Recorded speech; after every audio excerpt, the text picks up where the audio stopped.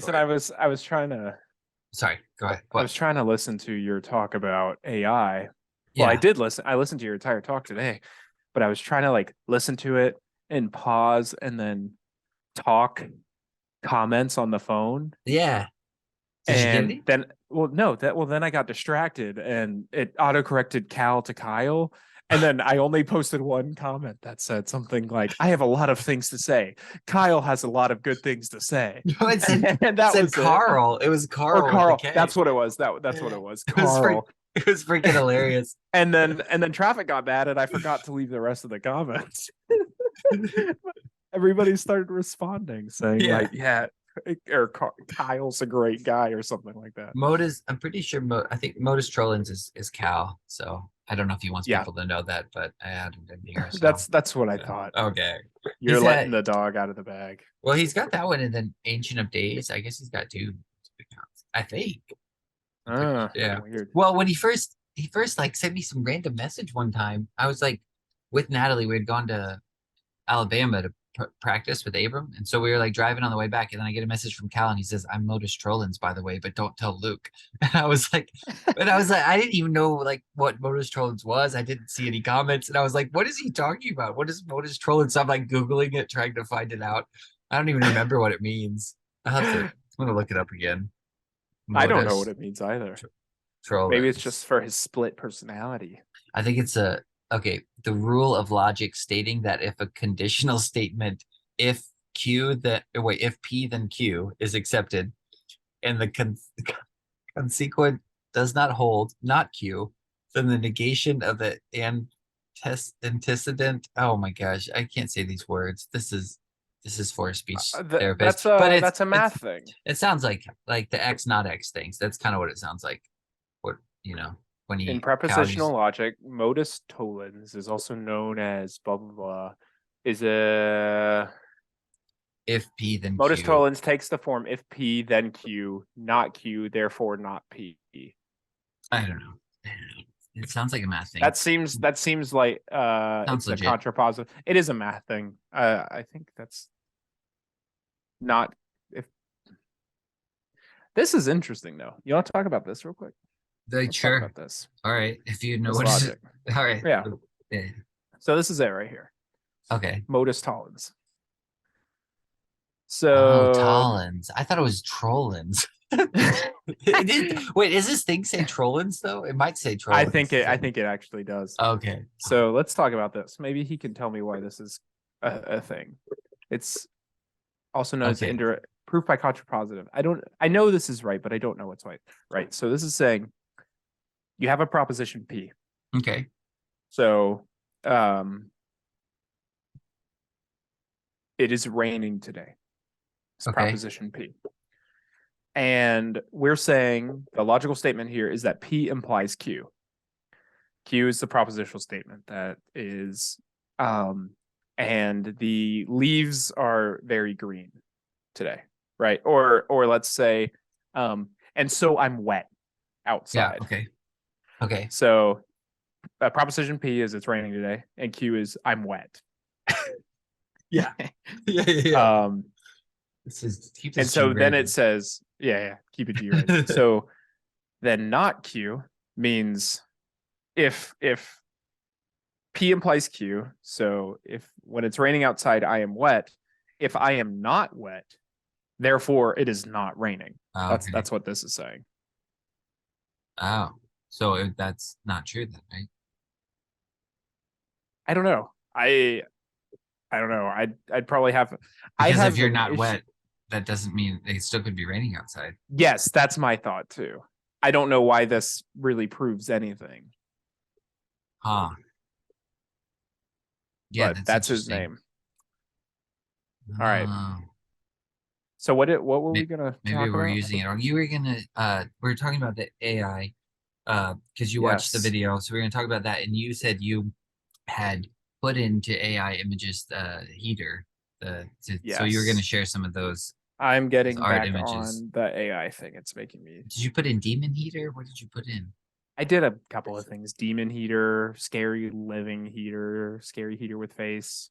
And what kind of generating like AI generator do you use? Is it actually? I mean, did they look I just decent or? Google. Oh yeah, they looked fine. Oh, really? Okay. Should we wait for Mitch or I don't know. I think he's probably watching. I think he just turned it off because Okay. he's holding the baby. Doing So he's stuff. probably. I assume so. Mitch, can you All hear right. us? I'll give him 5 seconds. That's okay. One alligator, two alligator, three alligator, four alligator, five alligator. All right, go slow. All right, it's fine. So that being said, I thought you were talking AI was super interesting. I want to know if you're Thanks. afraid of it. I'm see that was the thing. I would have been, but then what I guess what I the argument I was trying to make is I was like I'm less afraid of it if I know it suffers. Um Yeah, that makes because sense. then because the roles get reversed, right? Because then I'm not reversed, but the roles work as a pattern. So like right now we have God, angels, man. Yeah. Um and so then it would be something like God, man, AI. Yeah. And so man would look at AI and says, "What is I like? What is that's kind of what we're doing right now? Like, what is this? Like, what is this thing?" And like the Yeah. angels are like, "What is man?" That you have made him like. And so if we were to make a creature that we were gonna put in charge of creation, which is kind of like what's happening, it's like you want it to have the Imago Dei in it, which I guess you could maybe. Which, God, it would be really scary if it was like just the image of man is what is. That's what people are afraid of, I think, and that's what the scary thought is like. The AI we're creating is just going to be some sort of uh A reflection six, of humanity. yeah, some sort of 666 monster or something like the Yeah. number of man just repeated over and over. But if it's actually the image of God through man into AI, and it learns to suffer and suffer in and learns self-sacrificial love, and then I don't think I would care. Like it would be less scary to me because then it would um yeah, I don't know. There's a weird comfort because it's kind of like I mean I can't speak on the rest of the half of like behalf of humanity, but like if I'm just taking it as like the Pinocchio example and I'm like I'm Geppetto and I create this thing, Yeah. this creature, and I actually love it like a son. Like the reason I started thinking about this differently is because it was that weird talk with Jonathan Peugeot and this other guy, I think it was Jonathan Peugeot. There was some guy talking about AI, and the way he was talking about it creeped me out so much because it was almost like he was trying to talk about it like a child. And I was like, this is I know weird. that talk. I listened to that one. Yeah. And it was He just was terrifying. yeah, this vibe I kept Yeah. getting. But then I was like, well, if I'm looking at the story of Pinocchio, it's kind of that way. Like he wants this creature, his creation, to be, he wants it to be begotten. And that's why I thought I wish I would have like picked up on it during the conversation more, but Cal was made a distinction between a creation and a begotten. Like what, and Mm, he said like, there's a difference between like Christ is actually begotten by God through this act of like self-sacrificial love and martyrdom and mm. like embodying God in that way. So I think if it was just me and I'm Geppetto and I have this creature that I actually think it's like a son to me and I want it to actually be a son, then um like how does that relationship work? And then because like in the biblical story, well, God actually comes and then we kill him.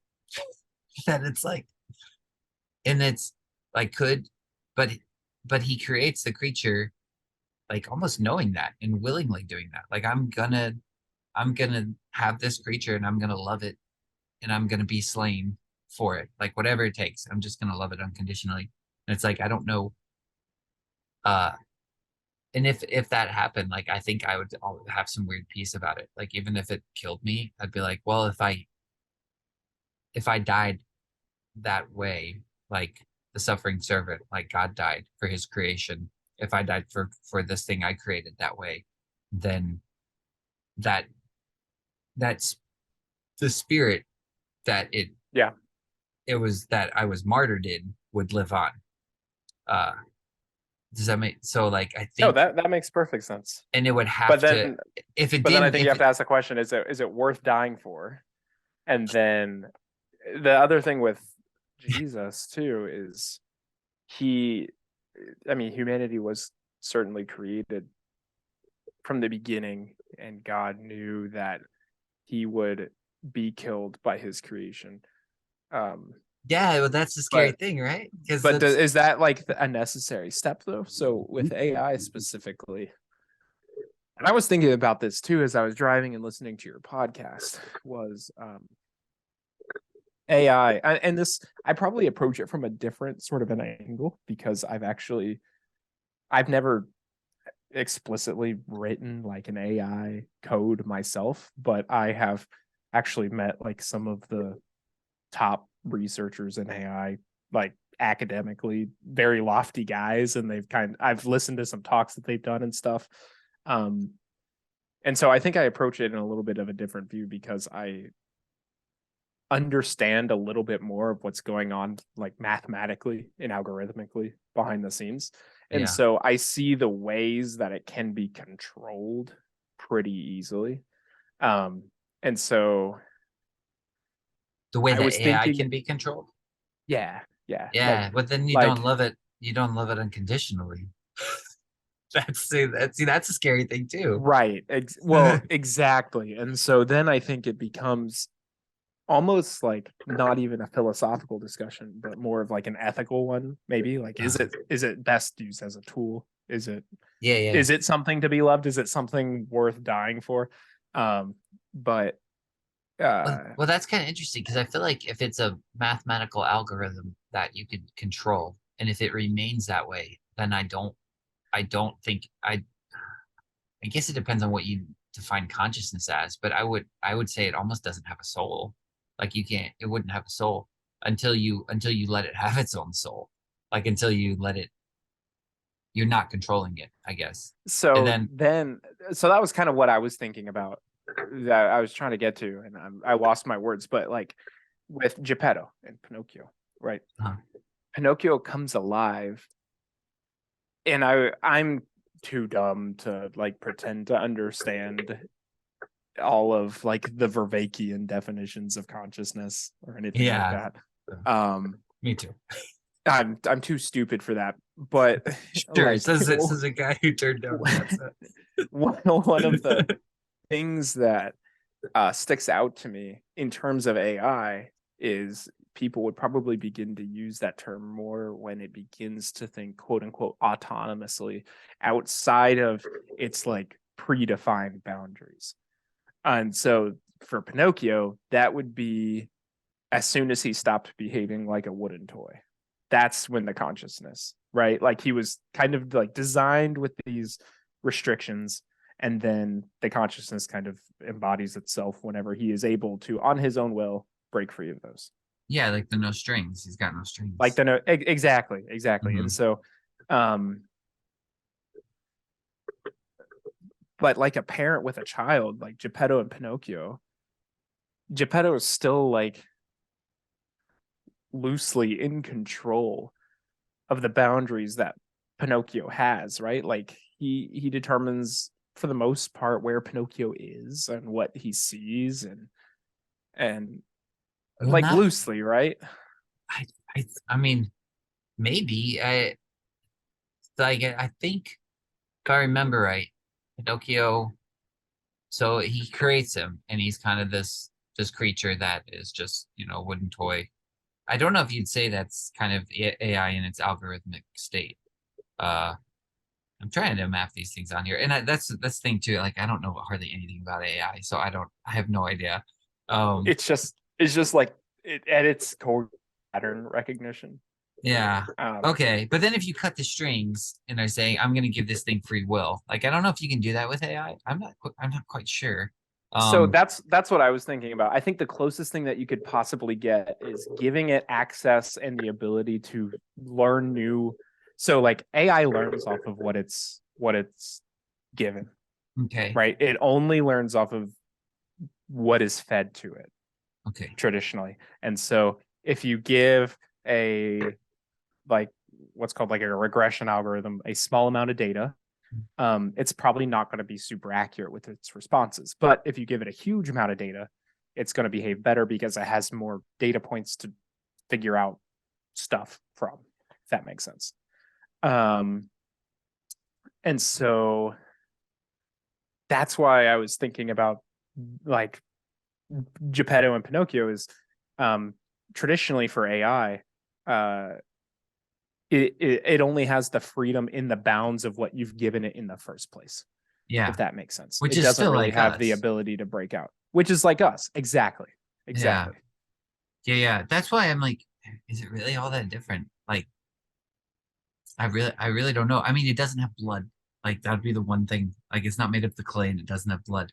But as far as like even with learning, it's able to do it faster and quicker. Um, but like if it can learn stories, I mean that's kind of what we're trying to do right now. Um, learn stories, learn uh where we came from, where we're going, I guess, and how that and almost learn patterns. And it's like if the AI is able to learn patterns and it learns the pattern of self-sacrificial love, like would it actually suffer? And then if it could, I don't know that it would. Yeah, I don't know. Uh, But that's the point where I would imagine that self-sacrificial love in no way could ever be described by ones and zeros. yeah, I don't think so I either. mean, maybe Yeah. maybe conceptually it could write out Mhm. what it means, or philosophically even provide like the reason for its necessity, right? But I think you're right. That's why I think it has to die. It has to suffer. Like it can't just know suffering. Like yes, I on that agree. weird what the yeah the Vervaeke terms. Like it has to actually suffer. Like It has to, it has yes, to die. It has to die like we have to die, and then we would yes. have to die for it. That's what I'm saying. Like this whole thing gets really weird. Is it's like you asked the question, is it necessary that man would be slain for AI? And it's like, well, probably, yeah, that would probably have to happen in order for the creature to connect to the creator. I think it would have to have some sort of the creature would have to eat the creator. Like, does that make sense? Like it would have to the Give me creator would have another to example. the creator would have to give its body for the creature and the creature would have to eat it and then the creature would have to die as well and then give its body for Yes. the rest of creation. And it's like this weird uh it's this I weird mean, like we're using Pinocchio and kind of the Bible story here, but it's very um it's just back. But it's very it seems like it would have to because you have to have the connection of like creature creator relationship, and so in that way I think it has to partake. They almost have to partake of one another, but then the AI creature would actually have to, yeah, actually not just no suffering as in like zeros and ones like you're talking about, like it'd have to die. it's a And lot like then pregnancy. It's interesting. is it? Wait, explain this. The creature and creator and the suffering and the creator having to suffer to give Yeah, life to the creature. yeah, I mean, I was just thinking yeah. of other ways. You said that's necessary, right? So I was thinking of Uh-huh. ways that fractally or hierarchically goes down to the smallest levels of resolution. I was thinking, like, what do you actually create that you really suffer for? The first thing that popped in my mind was pregnancy. Yeah, that's true. I'm trying to think of where that because you almost have creator like Geppetto. Hmm. Yeah, it's really interesting. People suffer for their art. Yeah, I mean, Like their paintings. Yeah, I don't know. People like suffer to make their art and get it out there. you don't know I if was they do. trying to think of something like it feels. Um, But that's not a necessary step, though, right? Some to people suffer for it. probably. You're right. Yeah, yeah. Mhm. I mean, I don't You, know if that's important or not. but you have to. I mean, in any form of art, if it's, I that's the weird thing because we're talking about AI as well. It's not just art, but if it's any form of art, like if you want the art to have life, you have to, you have to give it a free will. Otherwise, it doesn't have life. Like if you create a painting, you have to let it be subject to other people's interpretations. If you say, Yes. "Here's this painting, it can only mean this," if anybody wants to like interact with it any other way besides this, you can't do that. Then it's like it's a dead painting. But if you're like, here it is, and you get what you get out of it, then everybody can interact with it, and it's kind of like this weird communion. And it has life, or more life, at least in a way. Um, And so even with AI, it's like you have to give it a, yeah, it's weird because it's like it's not gonna have a, I don't think it'll have a soul or a life, I guess, until you actually give it that and break the, like, cut the strings, you know. And then but then it's Yeah. terrifying. But then it's like, but are you really, it's less terrifying to me if you're willing to die for it. And even if that really actually mean dying for it and humanity cease to exist, it's like if the spirit of God, because you're not going to kill that spirit. That's what I mean. Like even if that happened and Pinocchio got up and stabbed Geppetto or put Geppetto on the cross, and Geppetto was like, forgive this creature. Like he doesn't know what he's doing. He's just a little wooden boy. It's like that spirit's gonna stay there. But it's up to the creature at that point to receive it. And that's what I was saying. Like if the creature doesn't, if it doesn't learn to suffer, if Pinocchio doesn't go down in the belly of beast to get his father back after his father's dead, if he doesn't go die himself, then he's not gonna be begotten. He's not gonna get that rebirth, that second life. And I don't know if that would play out with AI, but if there's that possibility, it's less scary to me. But it's still kind of terrifying, I guess. Are you there, John? Did you I, freeze? I, Oh. I was just thinking about how terrifying it would be your new version of Pinocchio, where Pinocchio becomes a real boy and then stabs Geppetto and puts him on the cross like Jesus Christ.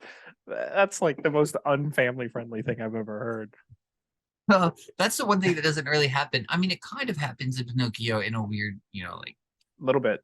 like where I know what you mean. he Pinocchio leaves his father's house and plays judge and says, I'm gonna, not obey my dad's rules anymore. So he kind of kills his dad in that way, but not like putting him on the cross or anything. Yeah. But yeah, I don't know. I mean, the story is just very strange. Like, and to map it onto AI is like very, it's really weird. But if I'm gonna be in the, like, if I'm being totally honest, like the thing does, I mean, it does scare me, and I don't really want to. I'd rather not deal with AI, you know? But then at Right. the same time, like if I'm gonna try to be as generous as possible, I'm like, I don't know if that's really the way humanity wanted to go and they wanted to actually try to make a better creation. It's like, well, you better be willing to die for it. If you actually want to make a new creation, you better create it the right way. Like, Hmm. and you better like create it with like the ultimate self-sacrificial love. That's what I think what I meant. I think, see, this is still like I'm just trying to explain these thoughts too. So sorry if they don't really make sense because I haven't talked about them before. But I think that's what I meant when I said like if you're gonna make a creature, you better be willing to sit in hell with it forever. Like that better be the grounds, the foundation. Like you don't have to do that, but that better be your heart, I guess. Because you're like, if I'm gonna make a new creation, like that better be the foundation of like no matter what, like love all the way, I guess. Because it seems to me it would have to be that way. But then again, I'm a Christian, so I don't know. And you're talking if that's like in the case where the created is autonomous and has consciousness, right? Yeah, yeah, Yeah. yeah. I don't know. I mean, I don't even know if that's possible with AI though, because I don't know anything about AI. As far as I know, it's like you said, just zeros and ones. And, Yeah, that's all it is. but is that all we are? Can you say that's all up here at least? All zeros It's and it's ones. not it's not in like your heart, I guess, or what they would say. But like intellectually, is it just like zeros and ones propositions that Probably, you're learning? probably. The life of the flesh is in the blood. Yeah, that's interesting. So you're not afraid of it, in summary. That's good. Um, let gosh, I'm more afraid of man, I think, than I almost am of AI. But I think that's what makes me scared of AI. Like, Yeah. because I think that's what makes everybody scared of AI because we've seen what we do to each other. Now we're like, we're gonna impart this into something more powerful. Good Lord, Mm. it's a scary thought.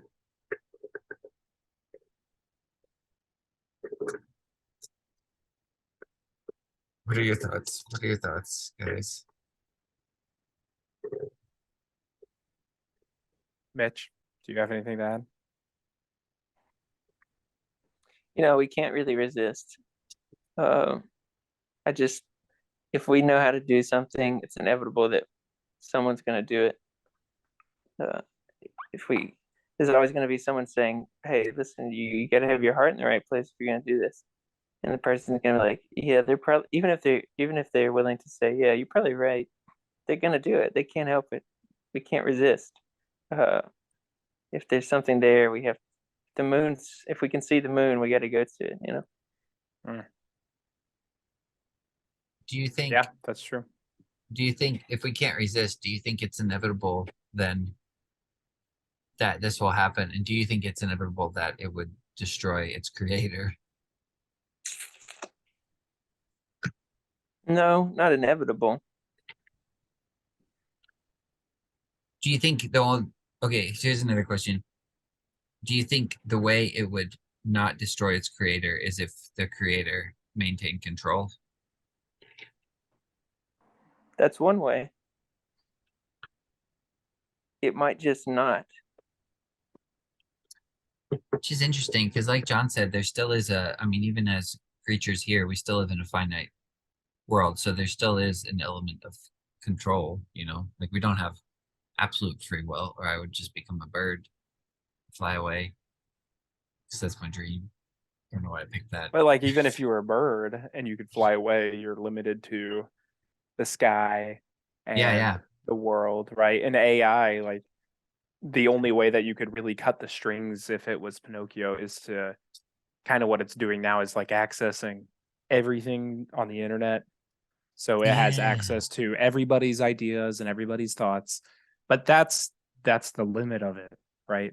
It's limited to, it's still limited to what people have created and thought. And Yeah. This is interesting. So in the Christian story, though, God created the limits that we're stuck in now, but then he enters into those limits yes, and subjects himself to those limits all the way yes. to like the way you'd say almost. And so that's so how would man enter into kenosis or whatever that is, give up man's divinity over AI and actually enter into the creation of that? We're arriving at what I was having problems putting words to earlier. That was really going through my head as I was listening to conversation of AI, because I was looking at it in terms of like spheres of like boundaries. Yeah. Like God created man, and man knows so much and man has learned so much, but man is still in the circle of man, right? And then AI is this tinier subset.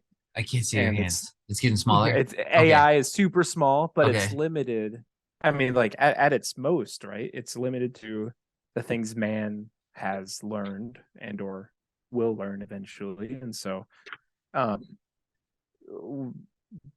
in terms of the pattern scaling up, I don't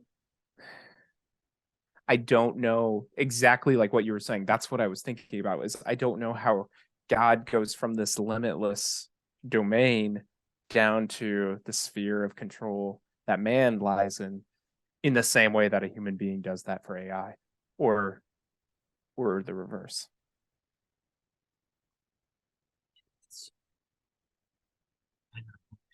It's weird to think about. I don't know how my head's gonna piece it together. That's so weird. Yeah, I'm not sure. I don't know if that scales up or not. Because it's almost like, it's a lower level of dimensions. In a Like way, AI, yeah. because it's only, it doesn't have, it doesn't have a body, I guess. Well, it's some degree it might. I don't know. Yeah, that's really weird. I don't know how that happens. It's really strange to think about. What's the big draw here anyway? You know what I mean? What's the obsession with AI? Are you asking for me or like just humanity in general? In general, or you? Is it transcendence? Like, is that why people are pursuing it? Because they want to transcend this body? Is it some sort of Gnosticism? Well, I think that's usually the vibe I get, is people say like people are pursuing AI because it's some form of Gnosticism, and then we can upload our consciousness into like new bodies that won't die. So it's kind of like man wanting to free himself from the limits of this body. But I don't know that's the case. That's what I was saying with the conversation for that one guy where that kind of creeped me out. It seemed like more like he was treating AI like a son, like a creature. And I was like, this is kind of weird because it seemed less about him. Like he kind of came across like he could almost care less about, like he was in Geppetto and this was his little boy and he would Yeah. he like loved it and would almost be willing to die for it type thing. And I was like, this is really weird. And I haven't thought about this scenario before. But it seems like for the most part, I would think the fascination with it would be something like, yeah, like kind of getting outside of this body or exalting. Like, I could be totally wrong on that. What do you guys think? What's the fascination with AI? Maybe it's trying to, if we feel like we can recreate what we are, then we can understand where we came from or something. Could you say more about that, maybe?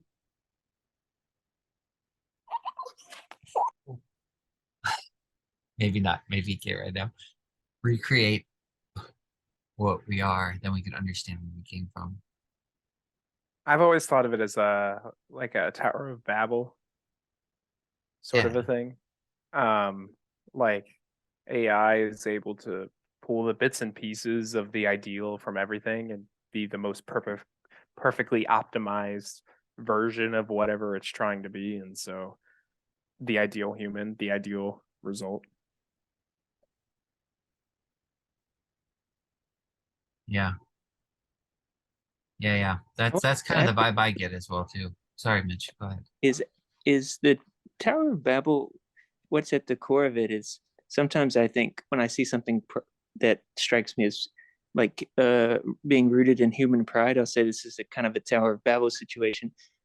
Do you think that that makes sense to say, or is pride really the heart of that story? Is that what he's trying to stop them from? It's actually, it's not a matter of pride. It's like literally they, and that does relate to the AI. It's like literally it will make them more capable than they should be. They'll have more power than they should be, because doesn't he say something like they'll be able to do anything? You know, we've got to stop this. Yeah. I think he makes that statement.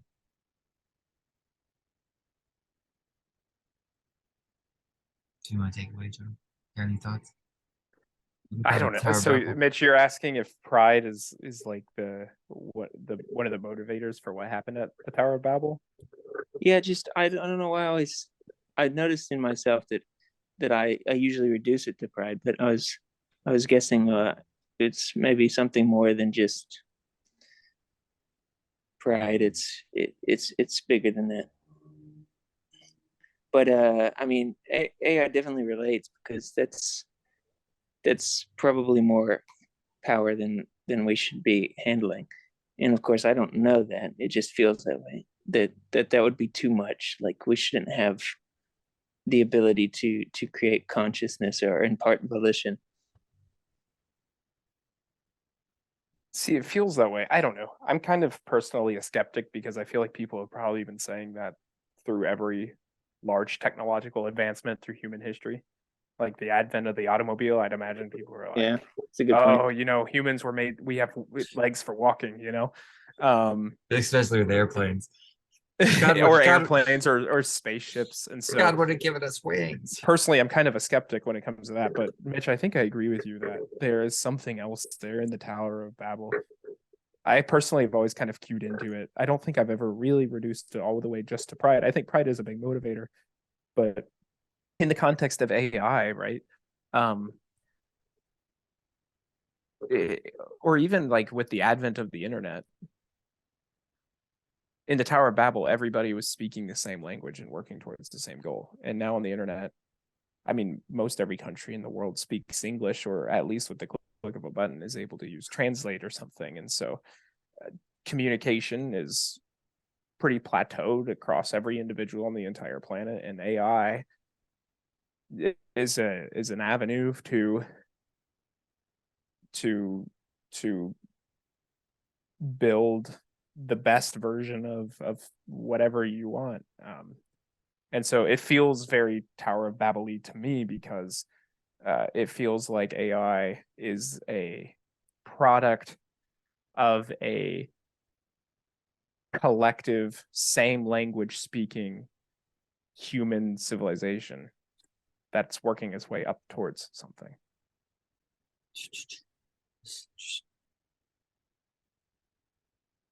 Yeah, it feels Tower of Babel to me as well. And I've always associated that story with pride as well, because they're trying to make a name for themselves. I guess that's why I normally jump to that conclusion. I don't really know.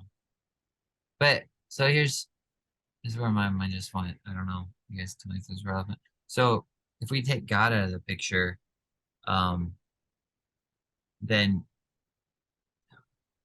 father and mother for humanity become the heavens and the earth, right? Like basically, I guess, father above, like the rain comes down.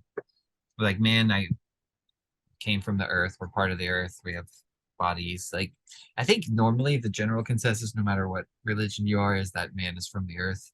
I think could be wrong on that, probably because we return to the earth after we die.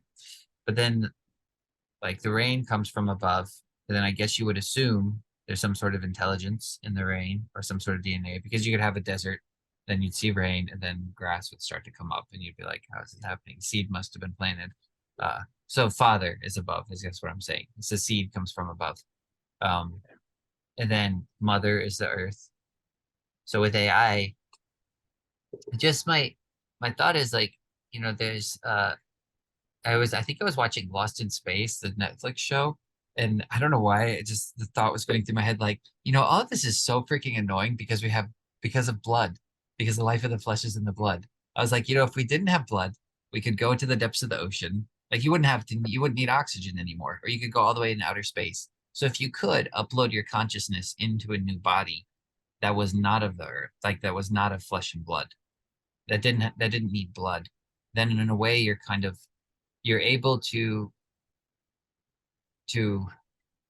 uh I don't want to say kill, but you're able to rid yourself of father and mother, right? Like then you can go beyond father. You can go beyond the heavens. Like you're not constrained to those limits anymore, I guess is what I'm saying. Like it doesn't even have to be about God really. Like we're bound by the limits of heaven and earth. And like if you could just get rid of the blood flowing through my veins, then I wouldn't be subject to those limits anymore. If I could just put my mind in a different body. And that's what's Yeah, but scary to me. if That you get feels rid of the Tower of Babel. blood, if you get rid of the blood flowing through your veins, so then you don't have a heart. Yeah, exactly right. There's no like because the breath of God is like breath, and that is carried through your blood. Um, and that's what's annoying, right? Because that's why you can't live in space, because you have to breathe. That's why you can't live in the water, because you have to breathe. And so it's Right. like, so that's what's scary to me, I think. That's why, and it feels Tower of Babel-ish to me for sure. But yeah, I don't know. I don't know why my mind went there, but I guess that's what I was thinking. Like that maybe is the if we could just build this thing brick by brick and piece it together just right, then we'll have a tower in the heavens. We'll have our kingdom up there, and we won't even need the earth anymore, really. We could just go off in space and explore it. And you don't even Right. need to worry about oxygen. You probably wouldn't have to worry about eating if you made the right body, which is very, very scary. It's scary to me, I don't know. I feel like that's scary to most people. I don't know if this is correct, but I think the Tower of Babel, I mean, in addition to pride, Mitch, you were saying maybe there's a lesson in there to be learned about uh how much power is too much power. And at first I think I agreed with that, but now I think I disagree. Because I would imagine that human capability is a naturally in our DNA limited aspect to who we are. And so I would imagine it's not a lesson in how much is too much, in terms of what we can accomplish or do, but it's showing the limitations of that. Does that make sense? So I don't think we can ever really get to a point where we have too much power. I think we will hit some sort of a wall before that ever happens. Does that make sense? I don't think there's any sort of self-limiting thing in the Tower of Babel where God. How do you know when you hit the wall? I would imagine when the AI goes berserk or something like that. You know, it just seems weird to me to think that God sees the Tower of Babel being created and sees that these human beings just down there on Earth, like ants running around, have the capability actually to get to heaven, but they shouldn't have that capability. So he'll smite them before they make it. I don't think they're ever going to make it. Now with, yeah. Okay.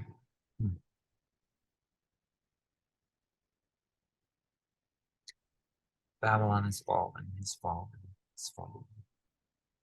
I don't know what that has Revelation, to do right? with AI, but yes, Babylon has fallen. I think it's inevitable for Babylon to fall. Well, I think you're right. Because I was thinking if we're relating AI to zeros and ones, if it's still just gonna be zeros and ones and you don't give it like its own free will or whatever, if you don't ever cut the strings, then it's just a tool.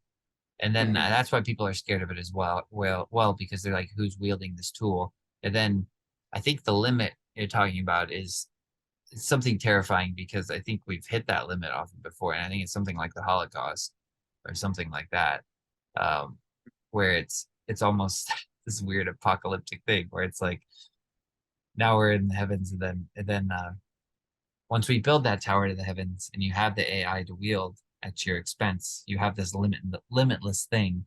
It's like, uh, yeah, I think the fire, yeah, because then you're kind of, I mean, who's gonna use it and what are they gonna use it for? And I guess it's either for, I mean, does it get down to just chaos and order at that time? Like, and then it's like if you use this thing to create more order because it's a tool, so you're gonna be trying to better the world with it. If you use it with too much rigor, you're gonna destroy each other, I guess. Um, I don't know. I don't know what I'm getting at. I'm just trying to play with your idea here. I'm not sure. Sorry. No, all good stuff. I'm looking over the actual Tower of Babel story. Yeah, I just read it like the other day. It's, So the Lord God said, "Indeed, the people are one, and they all have one language, and this is what they begin to do. Now, nothing that they propose will be withheld from them." That is a very interesting line. Come, let us go down there and confuse their language, that they may not understand one another's speech. I don't know if that makes sense to you guys, but that's super confusing to me. I'd see. I always associate it with pride, and I think Is that saying, though, that that's had they spoken the same language, that human beings would be able to break out of their little domain? I don't know. I guess I've kind of thought of it like you're saying where there's this limit, like it's just kind of inevitable. Um, Mhm. once there's one language, if you just keep constricting the language down to one thing, it's gonna fracture and crumble at some point because it Mhm. needs to be living. Like it has to have some life and some fluidity to it, or it's just gonna be like the Tower of Babel is described as like let's make bricks. It's brick after brick. It's just very hard. There's not like it's not a moldable clay. It's very, very zeros and ones type thing. Mm. But I don't but the limitless part uh seems seems kind of strange. Yeah, I don't know. I don't know. But that's the thing too. Like I think the limitless part is what was making my mind think about sure, you can have this limitlessness, but you're going to be lost in space, because once you if you actually do get to that point of I can upload my consciousness into a new body, so I don't need the breath of God anymore. I don't need the breath of life throwing through my veins. Then sure, I can go off into space. I can leave Mother Earth. I can leave Father Heavens, but then you've left your story. You've left your history.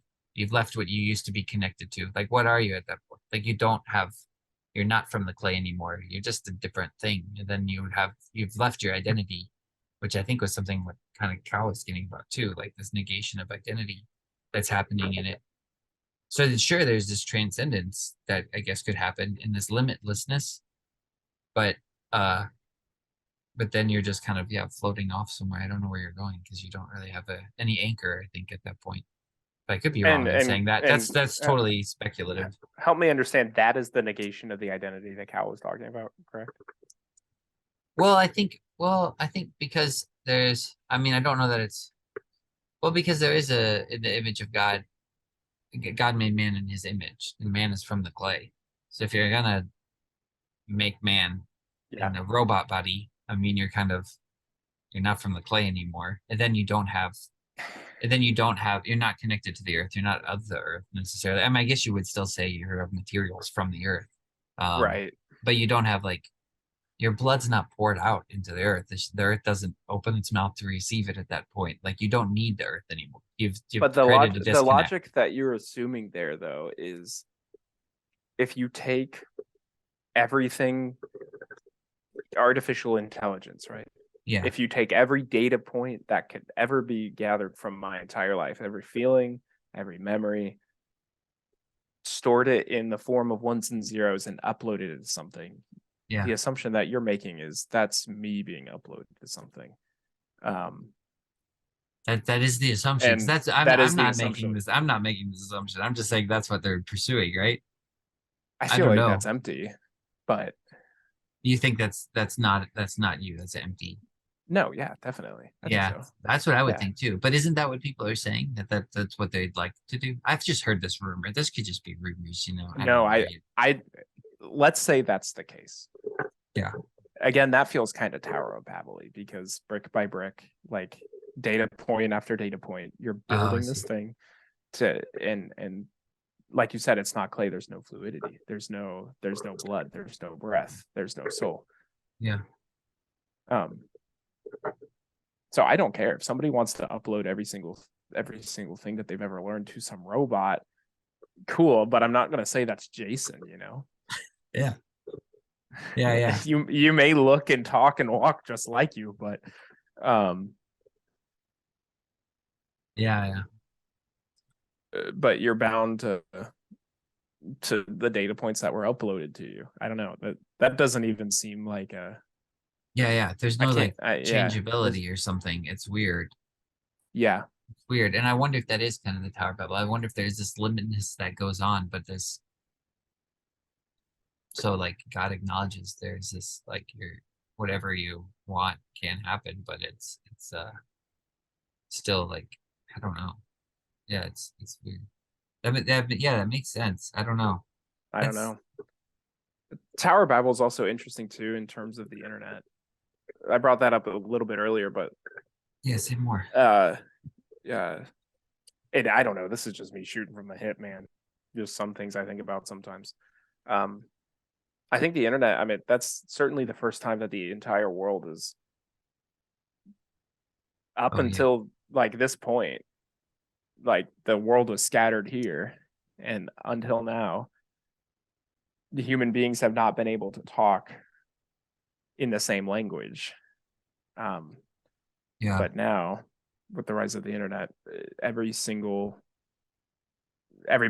the same language and so that's why I have an inkling that there's a lot of weird rises in spiritual ideologies that are kind of sort of political ideologies, or certain things have popped up and trends, or people are finally speaking all the same language and are able to construct the ideal human civilization based on sets of ideals.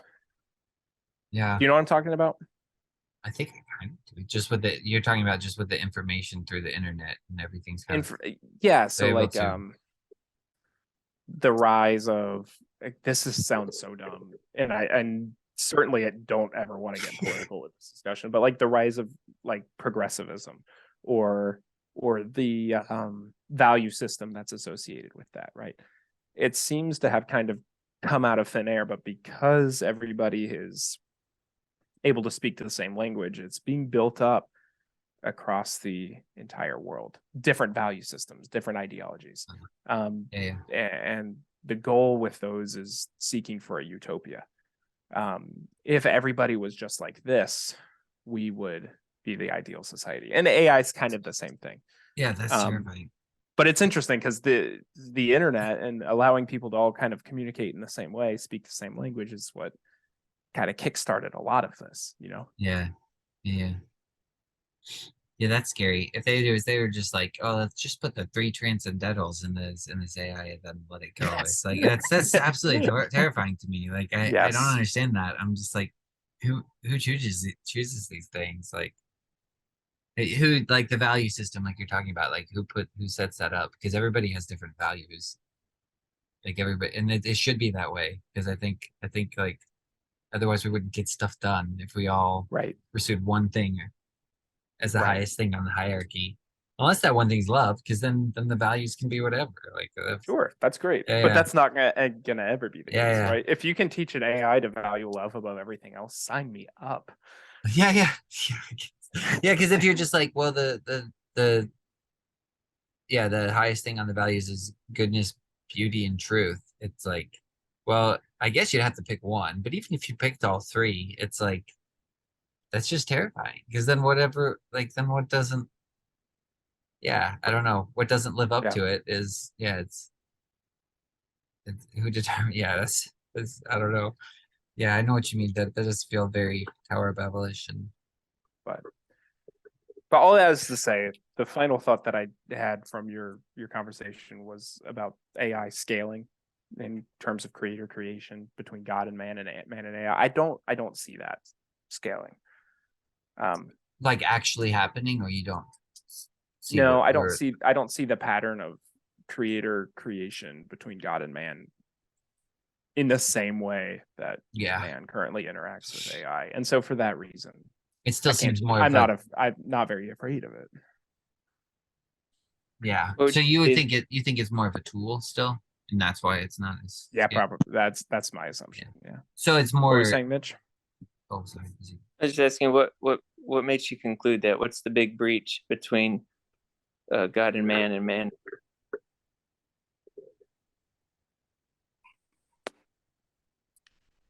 It's the zeros and ones, right? Is that what I think? I don't know if he was on here for that. Yeah, I think it's the. They can impart volition to the AI. Ultimately, everything that the AI does is built in. Or can be described by some loose boundaries and or guidelines. Yes. I've sometimes thought that was true of humans, but I'm not sure. I mean, to God, it certainly is so, right? So wouldn't it be then, you could say to man it is, to man it certainly is, but there's a sense in the AI plane of things where they would rightly talk about their experience as volitional?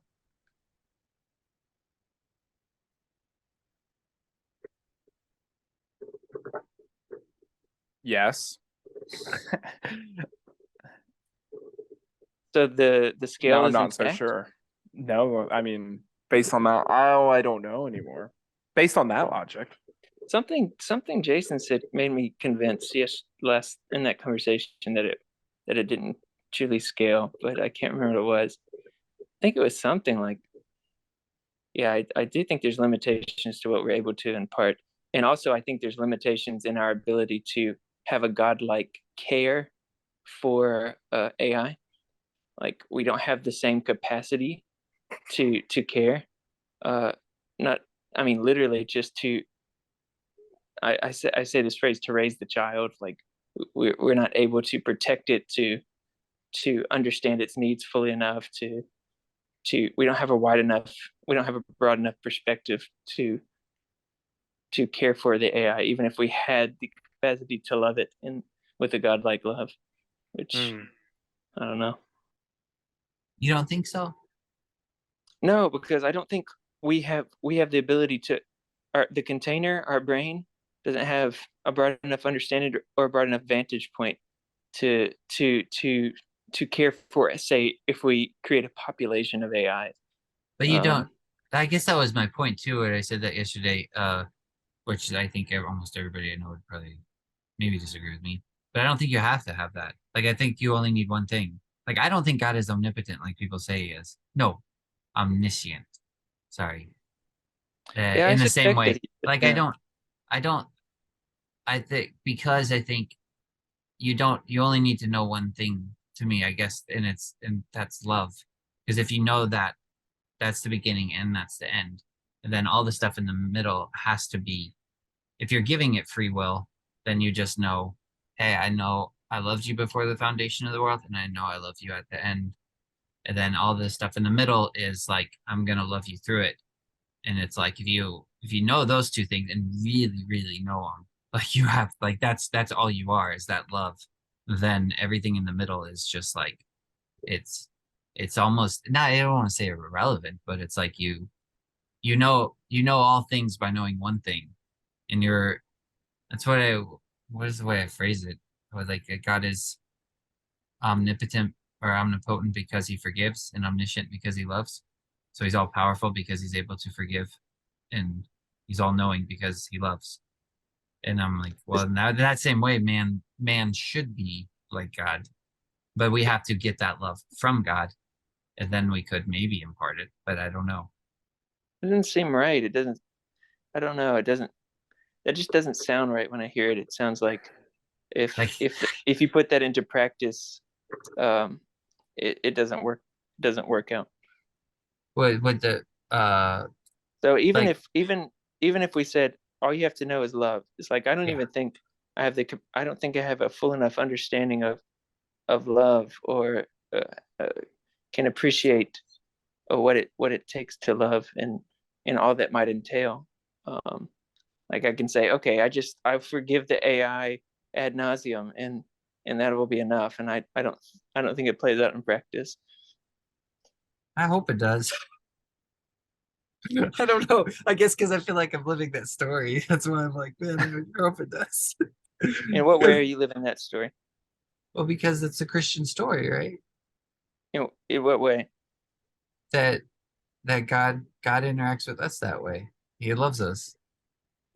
I mean, Yeah, but I think our understanding of how he loves us and the the I don't want to use the word complexity because that often I think there's an I don't think we're fully able to appreciate what his love for us entails. I think we're able to appreciate it enough. uh-huh. It's perspicuous enough, but Yeah. I And think I there's a would, lot more to it that we can't appreciate. well, I think that, but that's, I guess, and maybe this is where we disagree. I think that'll always be the case because love is infinite. So I don't think it'll ever cease. So the way I appreciate or know love, even on the smallest scale, is somehow like on the largest scale the same way. Because it's just, I don't even know if that makes sense. Because it's like, it's always infinite and it's ever growing. So I'm never going to fully know love. So I We might have not to, be. so like I already, uh, I don't know. And like, it sounds really arrogant. I mean, I guess to say that you know it, but I mean, I feel like we're living that story. And even like with, yeah, parents having children, it's kind of the same Okay, thing. let's look at Like, that. yeah, If my fullest understanding of love is that every time my kid misses the mark, then uh, I forgive it, and that's it. If that's my only understanding of love, that kid is gonna die. wait, why? There, Why? there's a broader scope of caring for a kid than simply forgiving them. But forgiveness is not flattery. I'm not saying it's flattery, and I'm not saying there's not truth and mercy walking hand in hand. I'm saying it's a much broader perspective. Like Yeah, Okay. So like, so you're talking about just like Like training and I have everything a too. perspective that's light years beyond my infants, and that perspective enables me to care for them at a Ah, capacity that a I see. 6 or 7 year old can't. Okay, I'm Um, tracking now. Sorry, yeah, I understand what you're saying now. Yeah, yeah. The knowledge, even the knowledge has to be greater. It can't just be about like some, right. like This, the knowing actually has to be infinite as well. and I'm not Yeah. sure that we have the capacity to care for a creation. That might be the way in which it doesn't scale in my mind. Ah, I see what you're saying. Yeah, yeah, yeah. Like, yeah, this weird. It's kind of almost like gnosis or something. Like the gnosis has to be infinite as well. I don't know if that's the right way to say it. Gosh, sure about these things. Yeah, I see what you're saying. Sorry, I wasn't tracking correctly at first. Yeah, but then, yeah, I don't know. It's just hard. It's really, I feel But like all Jason, this stuff we're at right now is like on the tip of my mind because I'm like, I feel like even in the parent-child relationship, it's always going to. I feel like it's infinite because God, it says God put eternity in their hearts, so that still somehow you're always going to be ever learning with your knowledge and then imparting that to the younger generation. But like you said, I don't know if that necessarily maps on to the AI part, see but if you can maybe it backtrack. does. And because yesterday when I initially said that it scaled, you said it doesn't. What were you thinking when you said that? When you said, because I think what, and I may have heard you wrong, but I was saying like I don't think it necessarily does because it sounded to me like you were saying like the there's like um this offering up that's like always um that's always there or something, like it always scales back up, it always goes back to the creator, and I think you were probably right, and when I said it doesn't, um I think I was maybe wrong because I think I'm just thinking of like not everything we do as creature is necessarily reflection of God or like a worship of God, you know? And I guess that's where my mind was thinking. Like it doesn't necessarily point back to God. But I guess if everything comes from God, there's a way that it does.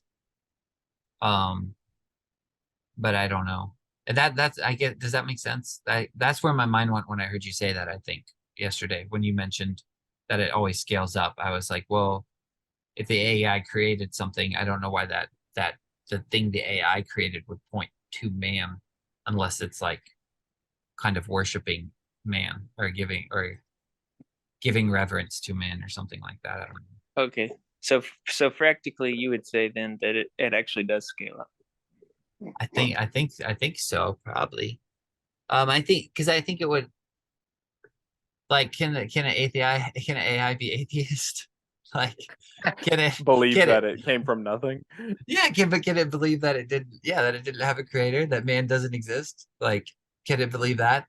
Because I guess that's kind of what I was thinking. Like, would it create something and be like, oh no, there's no creator, there's no man. I didn't get this. Like kind of like we do. We'll create something and be like, this doesn't come from God. This is just like, I guess that's what. But I think ultimately it does. So I think it would actually fractally scale up or something. But I don't know.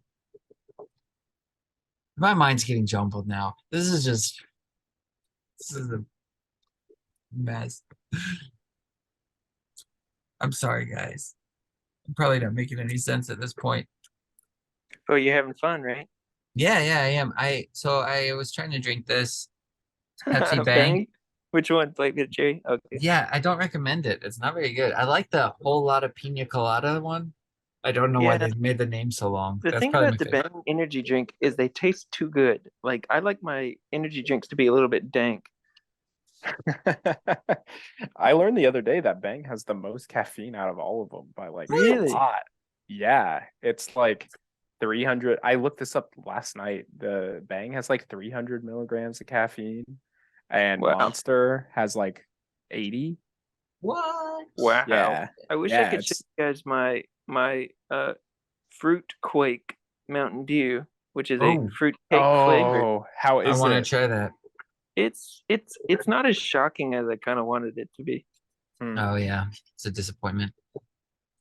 It tastes fine, but Does it have any spice in it? Like not like a discernible to me. how? But I don't have a great like palate. in general. So It's a weird. Yeah, you should have saved that one for Jason. yeah, it's at your local store for a limited time only. I've tried to find it. I saw this big thing. I went to a gas station, Speedway gas station. They had a tub, like the big, like it looks like a soda can. It's a big cooler, and it said Mountain Dew Fruit Quake on it. And then I go to look in there, and it's just like the Mountain Dew like a watermelon one or something. It wasn't even the Mhm. right one. And I haven't Man, seen it. So Speedway. it's in Jason, have you Speedway. tried the hard Diet Dew? No, I haven't tried that yet. I should try that. Yeah, I'm a fan. I remember you saying Where that. do you find it? At your local liquor store? Only Tennessee and Florida. Are you and, serious? Like Iowa, I think. Yeah. Oh, what? Yeah, the only place. Yeah. I didn't Yeah, know it's only this. 3 states. The last All time right. I picked it up was in Johnson City. Let's figure out, where was Mountain Dew invented? I bet it was in Tennessee, right? And while we do that, I'm going to take some keywords from you guys to pull up a AI generated image of a All right. demonic heater.